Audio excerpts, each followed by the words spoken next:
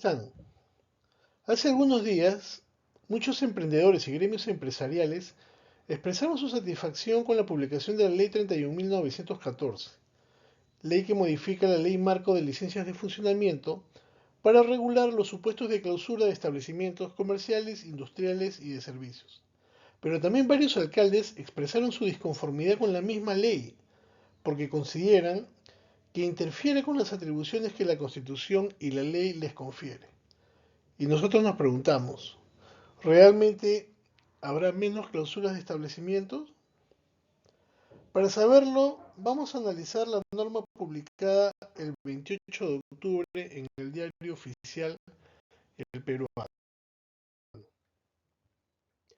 El artículo primero modifica los artículos 1, 2 y 9 de la Ley 28.976, Ley Marco de Licencia de Funcionamiento. El artículo primero modificado tiene el siguiente texto. Finalidad de la ley. La presente ley tiene como finalidad establecer el marco jurídico de las disposiciones aplicables al procedimiento para el otorgamiento de la licencia de funcionamiento expedida por las municipalidades, así como los supuestos de clausura temporal o definitiva de establecimiento. La modificación ha consistido en realidad en incrementar la parte que está sombreada en amarillo que ustedes pueden observar. Sin embargo, quería hacer una acotación respecto a este artículo. Una cosa es el objeto y otra cosa es la finalidad.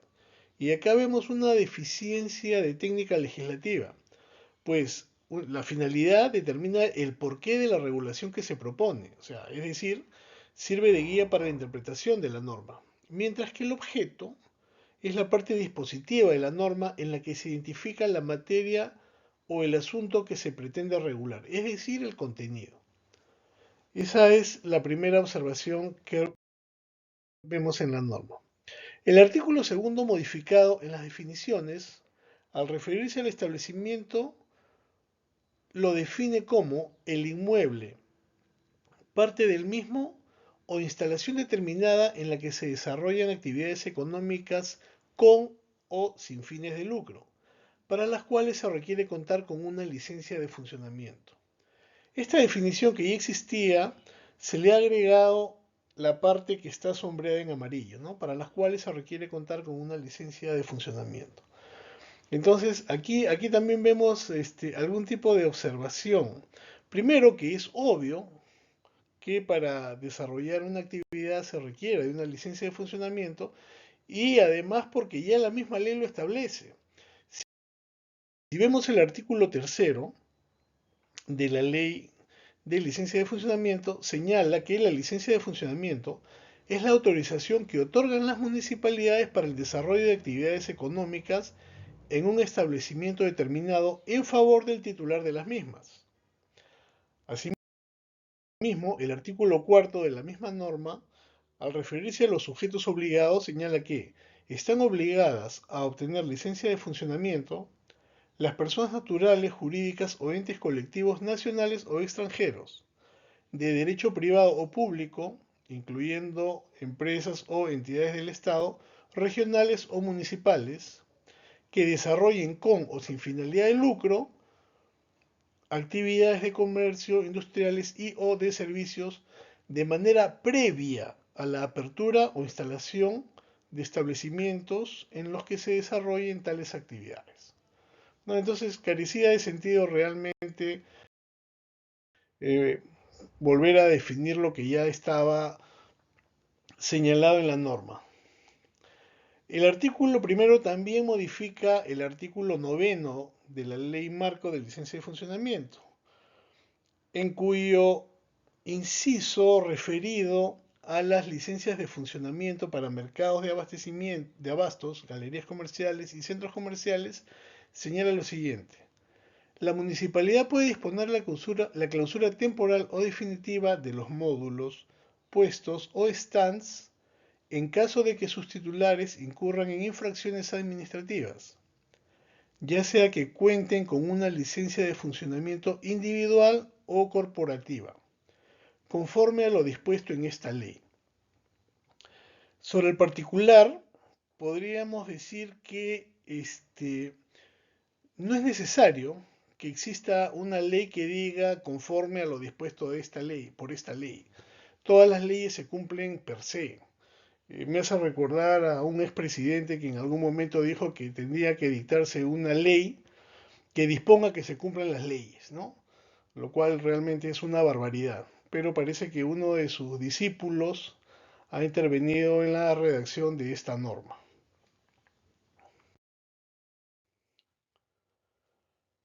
El artículo 2 incorpora asimismo cuatro literales referidos a las definiciones de la norma.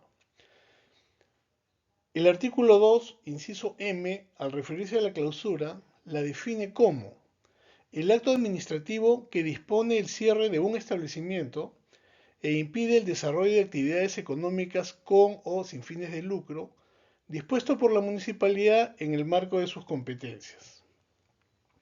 Bueno, que hay varias cosas, ¿no?, que decir. En principio, la clausura, acá todo el mundo sabe qué significa una clausura, no era necesario decir o señalar un sinónimo, ¿no? Dice que dispone el cierre de establecimiento. Clausura o cierre pues son sinónimos, ¿no? E impide el desarrollo de actividades económicas, lo cual es obvio también, porque si yo clausuro un local no debería desarrollarse ninguna actividad. Con o sin fines de lucro, también no merece hacer algún tipo de distinción cuando en realidad para todas las actividades económicas la norma de clausura le es aplicable. Obviamente, dispuesto por la municipalidad en el marco de sus competencias. Cuando dice dispuesto por la municipalidad también es una tautología porque la ley está referida a licencias de funcionamiento que otorgan las municipalidades. Y en el marco de sus competencias también es obvio porque la municipalidad, como todo ente público, actúa en virtud de las competencias y de atribuciones que la ley le confiere. Ello en virtud del principio de legalidad por el cual los funcionarios solo pueden hacer aquello que la ley les faculta.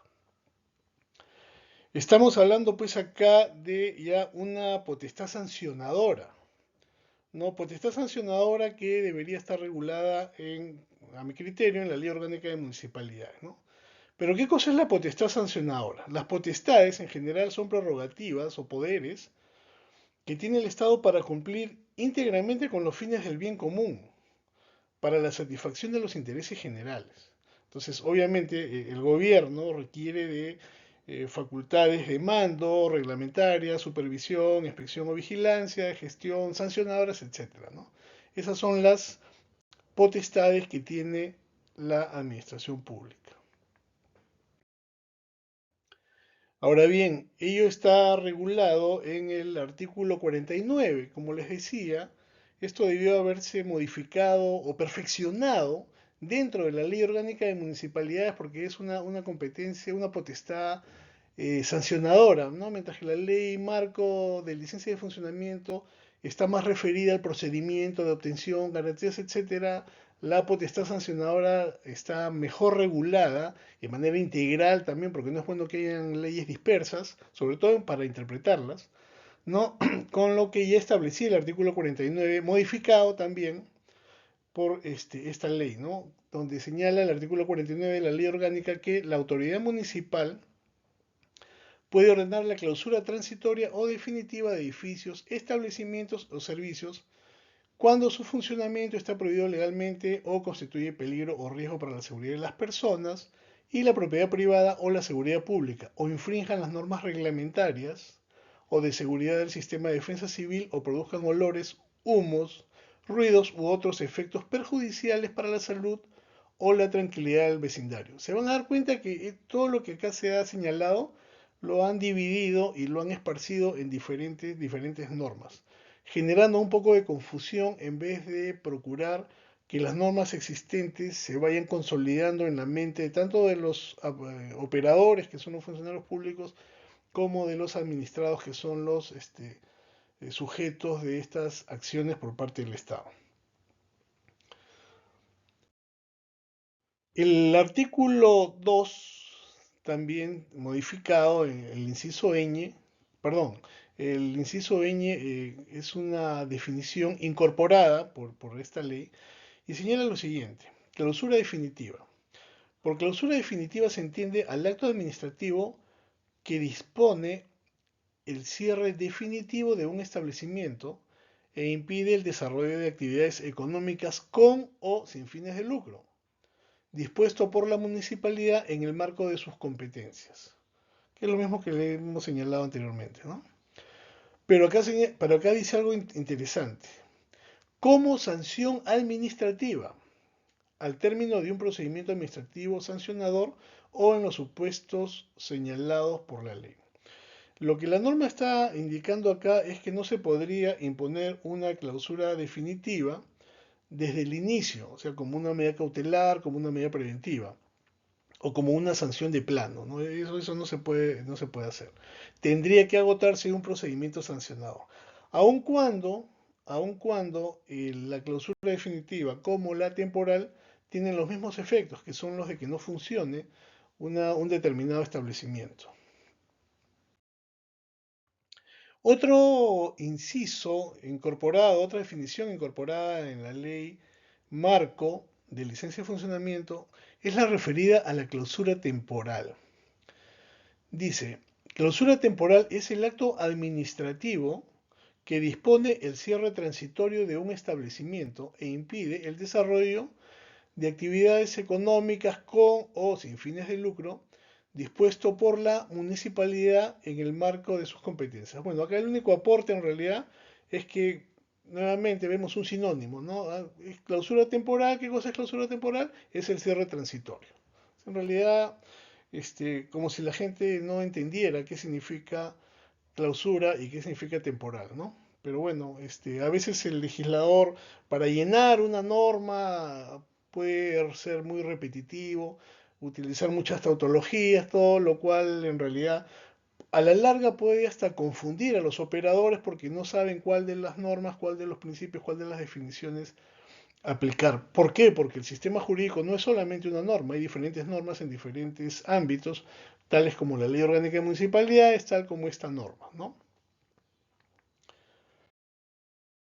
Otra definición incorporada en la Ley Marco de Licencia de Funcionamiento es la que señala o define el riesgo inminente. ¿Qué cosa es el riesgo inminente?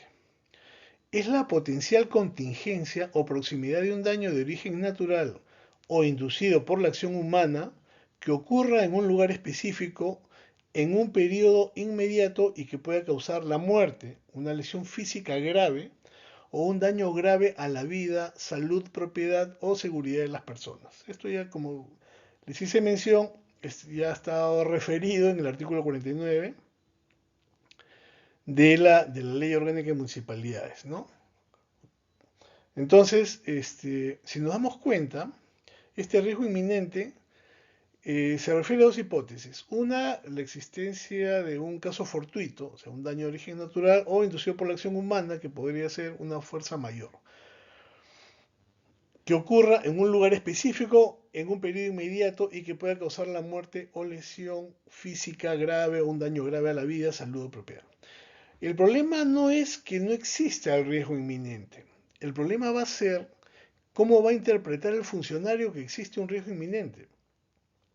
Puede existir un riesgo inminente, por ejemplo, para la salud, si vemos que hay un roedor.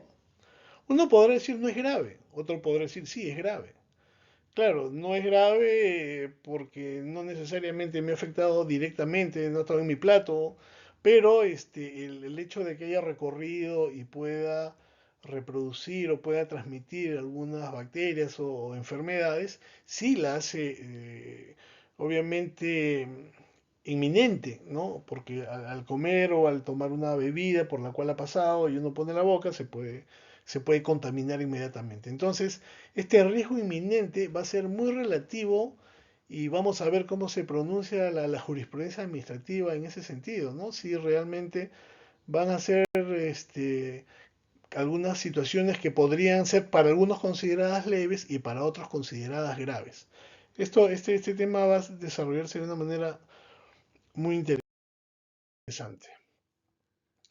Ahora bien, el artículo tercero de la ley incorpora todo un título. El título tercero ¿no? De 4 artículos, que son los 19, 20, 21 y 22, a la ley marco de la licencia de funcionamiento. Considero que ese título, todo ese desarrollo que vamos a ver ahora, que es básicamente potestad sancionadora, ha debido estar regulado en la Ley Orgánica de Municipalidades. Seguimos. El artículo 3, al incorporar este título, habla de cuatro artículos. El 19.1 en realidad, que es el inciso que nos interesa, dice: la clausura temporal de un establecimiento procede en los siguientes supuestos. Ojo, ya estamos hablando de la clausura temporal. Como una medida preventiva cuando se constate la existencia de un peligro inminente para la vida, la salud, la propiedad o la seguridad de las personas, que no pueda ser subsanado en el propio acto de inspección. Es decir, no se está considerando acá la clausura temporal como una sanción, sino como una medida preventiva. Y más adelante vamos a analizar cuáles son las medidas preventivas. Entonces, al no ser considerado una sanción, podría bien ponerse, por ejemplo, una multa y como una medida cautelar o una medida correctiva, esta clausura temporal. ¿De acuerdo?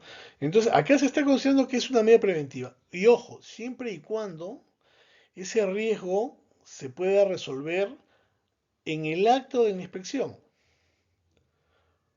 Por ejemplo, se me ocurre que una persona no tenga en un momento determinado un extintor. Usted carece de extintor. No, sí señor, acá está. Y ya lo coloca el extintor en su lugar. De alguna manera salvó el hecho de la infracción de carecer de un extintor. Pero no procederá la clausura, pero sí debe proceder la multa, porque no tenía el extintor en ese momento en el lugar que la ley señala. Entonces, ojo, hay que separar. La clausura temporal no es sanción y por lo tanto no habría duplicidad con la multa. La multa es una y la clausura es una medida transitoria para que se subsane, con la finalidad de que se subsane las omisiones que la ley establece. Segundo, la clausura temporal procede si el titular no cuente con una licencia, si no cuenta con una licencia de funcionamiento. En realidad considero que si una persona no cuenta con licencia de funcionamiento, no procede una clausura temporal. Lo que debe proceder es una clausura definitiva. ¿Por qué? Porque la clausura temporal en realidad se le da a la persona que, estando habilitada, infringe alguna norma referida a sus obligaciones administrativas. Pero el hecho de carecer de licencia de funcionamiento es que la persona definitivamente está al margen de la ley. Tal y cual hemos visto las definiciones que debe tener una persona licencia para poder ejercer una actividad. Entonces no debería ser, pero bueno, la ley está considerando acá que la clausura temporal procedería en esta hipótesis, ¿no? Claro, en el entendido que la persona va a tramitar y obtener su licencia de funcionamiento, porque al final la clausura definitiva y temporal tienen el mismo efecto, que no pueden desarrollar ninguna actividad. Ahora, acá hay que tener en cuenta que esta medida preventiva no obedece a una potestad sancionadora, sino en realidad al ejercicio de una potestad de inspección, fiscalización o supervisión que tiene el Estado, que busca exigir el cumplimiento de ciertas obligaciones, ¿no? A fin de revertir una situación pues, que se considera alterada, ¿no? Violatoria de las normas. Y el artículo 256 de la Ley del Procedimiento Administrativo General, el texto único ordenado, señala que las medidas de carácter provisional se pueden dictar en cualquier momento, ¿no? Pero sí deben ajustarse pues a una intencionalidad, a una proporcionalidad y necesidad de los objetivos que se pretende alcanzar. No puede dejarse a la discrecionalidad del funcionario sin que haya un criterio básico que justifique la medida, ¿no? Porque lo que se quiere es que evitar cualquier tipo de perjuicio de difícil o imposible reparación también. Entonces hay que considerar ese elemento, ¿no?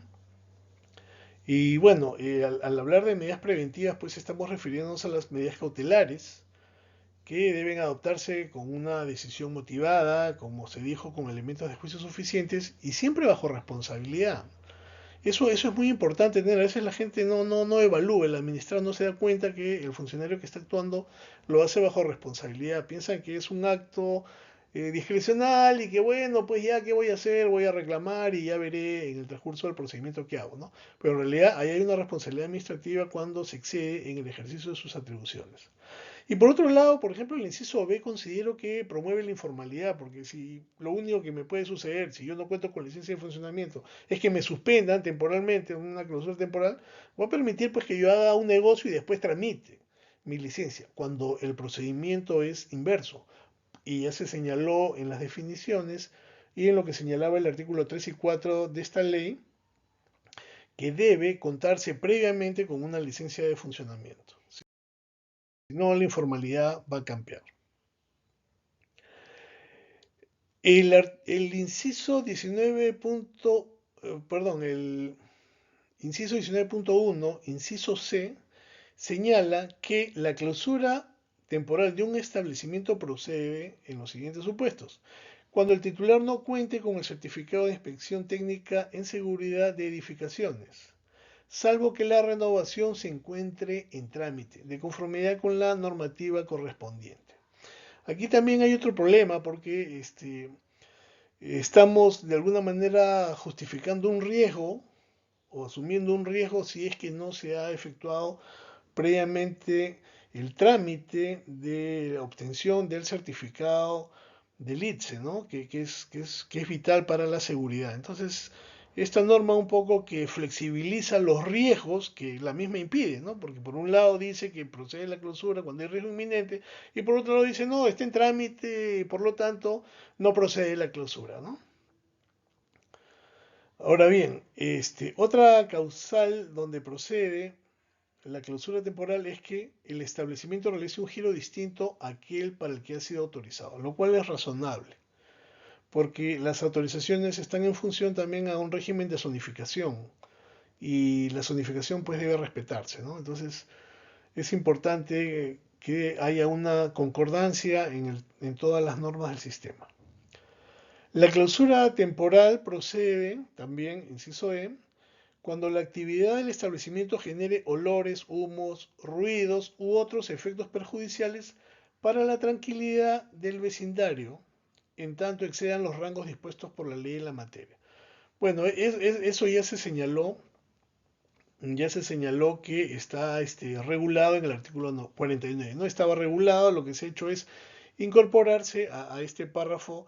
En realidad las condiciones son las mismas. Lo único que se ha hecho es mover los conceptos, pero los requisitos se mantienen. Por lo tanto, no hay mucha flexibilidad en algunos aspectos. Ahora bien, ¿cuándo se señala que los rangos son los dispuestos por la ley de la materia? Por ejemplo, en materia de ruidos, cuando se superan los decibeles. Pero, ¿cuándo sabemos que hay un exceso o un rango de olores, de humos o, no sé, de otra naturaleza?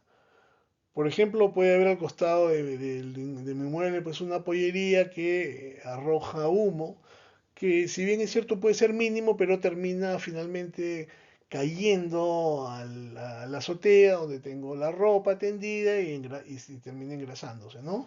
O estoy con un olor a pollo todos los días, todo el día, que lejos de abrirme el apetito me termina también enfermando o generando la posibilidad de que no respire aire puro, sino finalmente respire un aire que sea contaminado, ¿no? ¿Cómo se van a definir cuáles son los rangos de estos olores, humos, ruidos?